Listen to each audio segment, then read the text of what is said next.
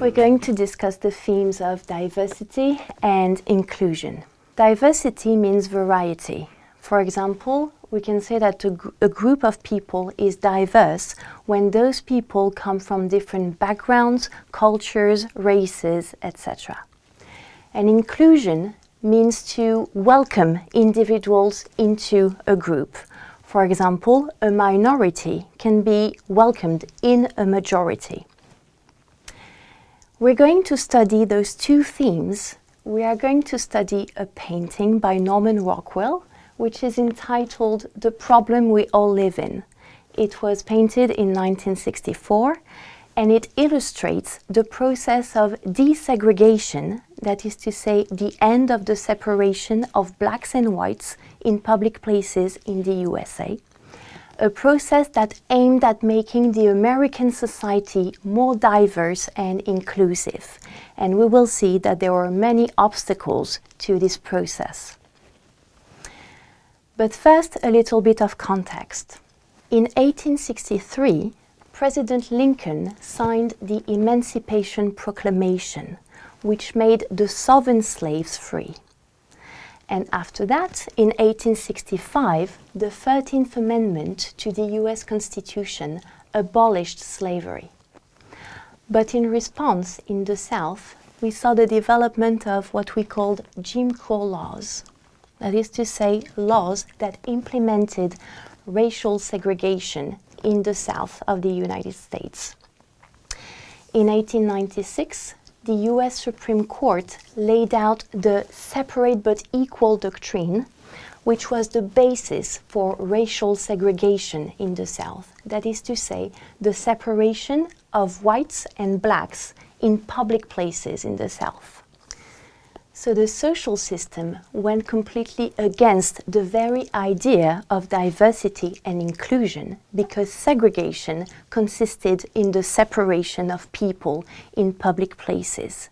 And so we can say that the American society failed to achieve diversity. But in the 1950s, African Americans started to fight for their rights in what came to be known as the Civil Rights Movement. They started to win battles over segregation and discrimination from the mid-1950s. Namely, in 1954, in a Supreme Court decision in the case Brown versus Board of Education, segregation was outlawed in public schools. That is to say that black children and white children from then on, were supposed to go to the same schools. But it was very difficult to implement this decision because there was strong opposition from white people in the South. Namely, crowds of white people demonstrated in front of schools in order to prevent black children from entering. Some of them even took their children out of school because they rejected the idea of diversity. And that is the issue that Norman Rockwell's painting illustrates. It was painted 10 years after the Brown versus Board of Education decision, and in the year when the Civil Rights Act was passed. The Civil Rights Act outlawed segregation in public places, and it started the slow process of desegregation. In the painting, we can see a little black girl who is walking to school. This girl is Ruby Bridges, and she was the first black girl to go to a formerly all-white school in 1960. And because of the violent protests that were happening at the time against desegregation, Ruby is escorted to school by the federal police. So we can say that Norman Rockwell's painting illustrates a moment of transition in the history of the United States. Ruby is the central character in the painting. She's wearing a clean white dress which stands out against her black skin. Her back is straight as she walks to school, as suggested by the school supplies she is holding. Ruby is a figure of innocence and purity who seems unaware of her surroundings as she exerts her newly gained right to attend school. However, the setting shows that integration was not self-evident after the Supreme Court ruling. On the wall in the background, we can read KKK on the left, referring to the white supremacist organization, the Ku Klux Klan, which strongly opposed the civil rights movement and the very idea of equality between blacks and whites. We can also read the word nigger, a nasty racist insult, written in large letters in the middle. A tomato was obviously thrown at the little girl in a sign of protest, but the target was missed and the tomato crushed on the wall, leaving a large red splash reminding us of blood and violence.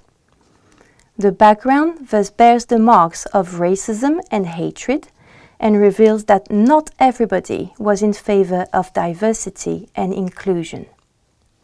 However, the fact that the wall is cracked and dull and that the writing is fading suggests that the violence and racism it evokes could soon be relegated to the past.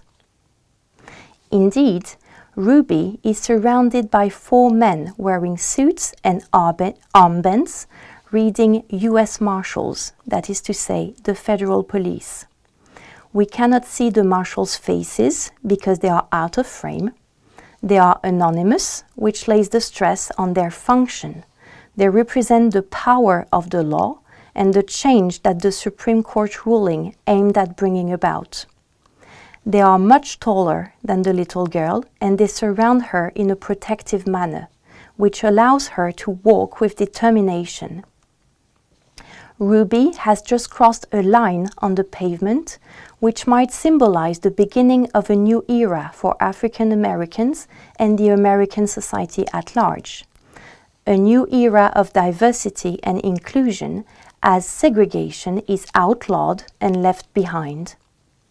The painting thus represents a transition period in the history of the US when the impetus towards diversity and the inclusion of the African American minority in the American society met strong resistance. The little black girl is an other who is free to move in the public space thanks to the protection of the marshals. The painting illustrates the slow and painful process of desegregation when decades of separation of blacks and whites were to make way for tolerance towards difference.